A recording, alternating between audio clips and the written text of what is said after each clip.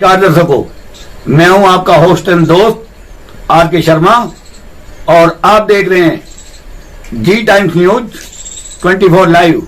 आज के मुख्य समाचार। 25 मई तक बिजली कर्मचारियों की छुट्टियां रद्द। पूर्वांचल विद्युत वितरण निगम लिमिटेड के प्रबंध निदेशक शंभू कुमार ने लोकसभा चुनाव के 6वें चरण के मतदान को लेकर सभी कर्मचारियों की छुट्टियां 25 मई तक के लिए रद्द कर दी हैं। मुख्य अभियंता पीके सिंह ने बताया कि सभी अवर अभियंताओं को निर्देश दिया गया है कि वो रात 12 बजे तक उपकेंद्रों पर तैनात रहेंगे और शिकायतों का निपटारा करेंगे। 4 करोड़ से ज्यादा पक्के घरों की रजिस्ट्री कराकर महिलाओं को बनाया मालकिन। नारी शक्ति सम्मेलन में बोले पीएम मोदी।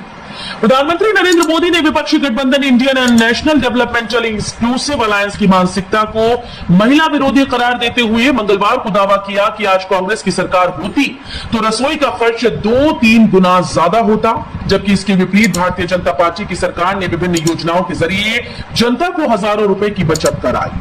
प्रधानमंत्री ने अपने संसदीय निर्वाचन क्षेत्र वाराणसी में आयोजित नारी शक्ति सम्मेलन में कहा कि उनके नेतृत्व में पहली बार केंद्र में ऐसी सरकार आई जिसने महिलाओं के सम्मान की चिंता की।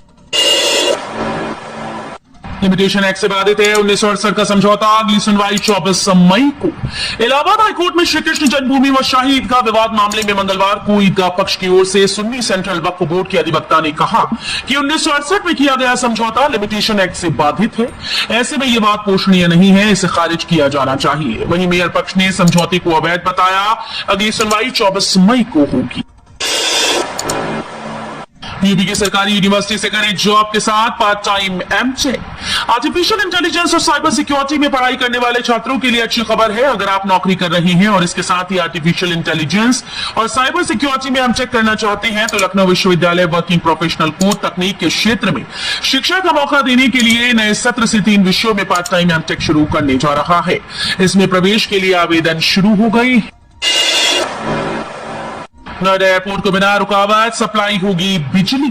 नोएडा के जेवर में बन रहे नोएडा इंटरनेशनल एयरपोर्ट के लिए बिना किसी रुकावट के 24 घंटे बिजली आपूर्ति सुनिश्चित करने के लिए यमुना प्राधिकरण ने पूरी तैयारी कर ली है। यमुना प्राधिकरण ने एयरपोर्ट के लिए 2 अलग-अलग विद्युत लाइन बिछाई हैं जिससे किसी भी स्थिति में बिजली आपूर्ति बाधित ना हो। इसके लिए प्राधिकरण ने सेक्टर 32 और सेक्टर 18 में 2 अलग-अलग 220 केवी के सब स्टेशन भी स्थापित किए हैं। जयराम रमेश ने कहा यूपी में ऐसे नतीजे आएंगे कि 20 साल बाद दिखेगा 2004 जैसा क्षण। जयराम रमेश ने पीटीआई को दिए गए अपने इंटरव्यू में कहा कि प्रधानमंत्री नरेंद्र मोदी एक सांप्रदायिक पिच तैयार कर रहे थे, लेकिन उनकी पार्टी ने इस पर खेलने से इनकार कर दिया और उनकी गुगली और बाउंसर को भी विफल कर दिया। उन्होंने दावा किया कि 4 जून को नतीजे वाला दिन 2004 के क्षण की याद दिलाएगा जब भारतीय जनता पार्टी अपने इंडिया शाइनिंग अभियान के बावजूद सत्ता से बेदखल हो गई थी। सुल्तानपुर के बाहुबली पूर्व विधायक चंद्रभद्र सिंह सोनू सपा में शामिल। मेनका के खिलाफ लड़ा था चुनाव।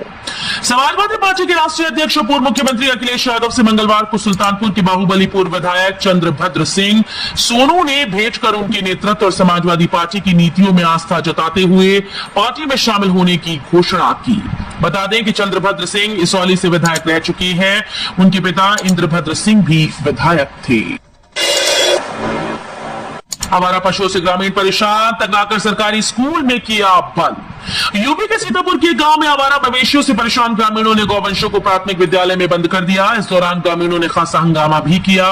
इस बीच ग्रामीणों के गुस्से के शिकार एक गौवंश की पिटाई और नुकीले हथियार से वार करने पर मौत हो गई। स्थानीय पुलिस मौके पर पहुंची। पुलिस को सचिव प्रधान समेत 25 लोगों पर केस दर्ज किया गया।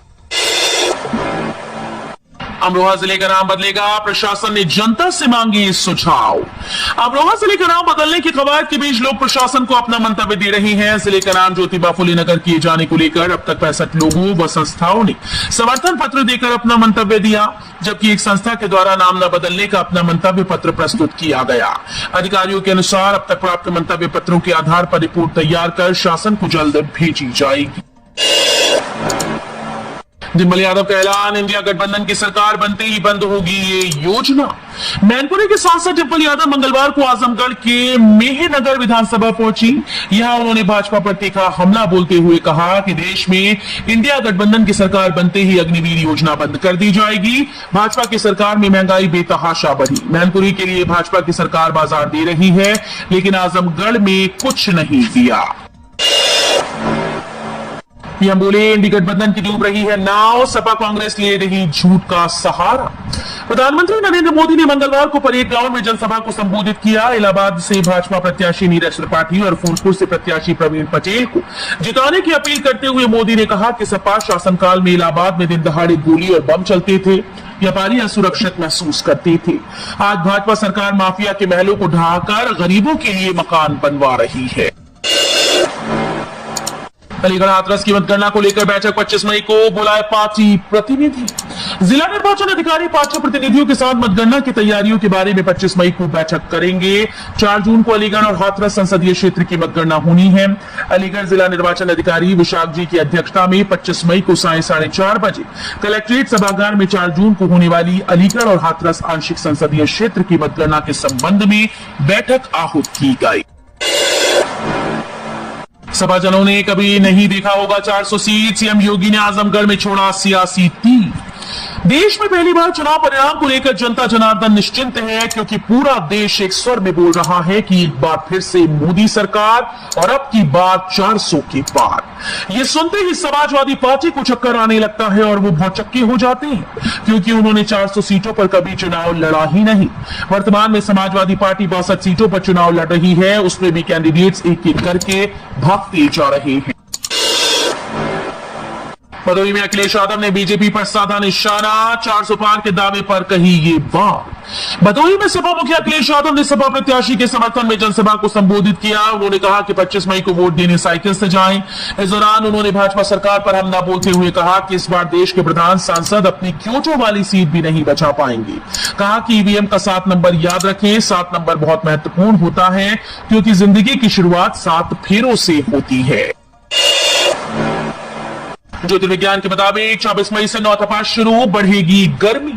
यूपी के कई जिलों में पारा 45 डिग्री के पार चला गया। इस बीच मौसम वैज्ञानिक अभी और तापमान बढ़ने का दावा कर रही हैं। ज्योतिर्विज्ञान के अनुसार आने वाले दिनों में गर्मी और भी बढ़ सकती है।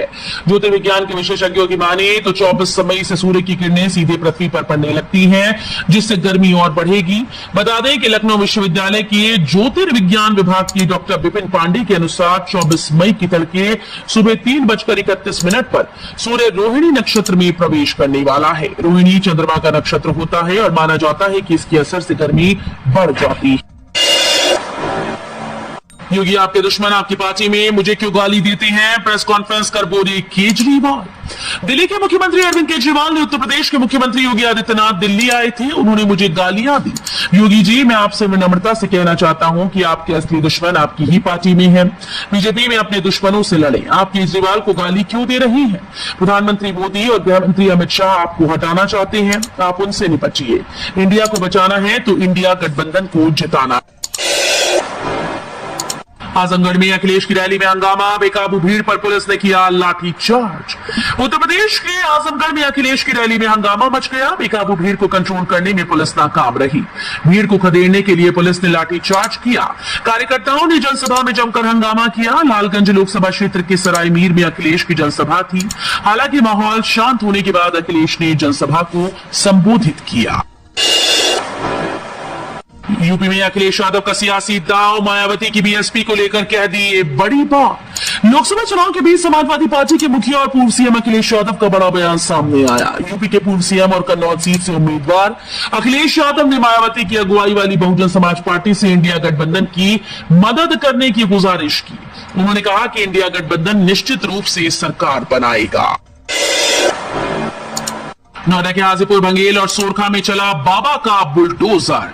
नोएडा को भूमाफियाओं के चंगुल से छुड़ाने के लिए नोएडा प्राधिकरण के मुख्य कार्यपालक अधिकारी डॉक्टर लोकेश एम के निर्देशों पर बड़े स्तर पर अवैध अतिक्रमण हटाया जा रहा है। नोएडा प्राधिकरण ने ग्राम हाजीपुर और भंगेल में अवैध अतिक्रमण के खिलाफ कड़ी कार्रवाई करते हुए करोड़ों रुपए की भूमि कब्जा मुक्त कराई। राशन बीजेपी आरएसएस का नहीं, आपके टैक्स की देन है। जौनपुर में मायावती का मोदी सरकार पर हमला। बसपा की राष्ट्रीय अध्यक्ष पूर्व मुख्यमंत्री मायावती ने कहा कि हर महीने जो आपको राशन मिलता है वो बीजेपी और आरएसएस की देन नहीं, आपकी टैक्स की देन है। ये गरीबी बेरोजगारी हटाने के लिए स्थायी समाधान नहीं, हर हाथ को काम जरूरी है। जिनकी कथनी और करनी में अंतर हो उन्हें सत्ता में आने से रोकना होगा। विपक्षियों का घोषणा पत्र केवल हवा हवाई है, इसमें जमीनी हकीकत कुछ भी नहीं। लोकसभा चुनाव में वोटर्स को बांटी साड़ी, ग्राम प्रधान समेत 8 लोग फंसे, केस दर्ज। बलिया शहर से सटे आबदपुर के ग्राम प्रधान नरेंद्र राय समेत 8-9 लोगों पर नगर कोतवाली पुलिस ने मुकदमा दर्ज किया। सभी पर धारा 144 और आचार संहिता उल्लंघन का आरोप है। पुलिस का कहना है कि मामले की जांच पड़ताल की जा रही है। चौकी प्रभारी ओगडेनगंज गिरिजेश सिंह की तहरीर पर नगर कोतवाली में सोमवार की रात प्रधान समेत अन्य लोगों पर मुकदमा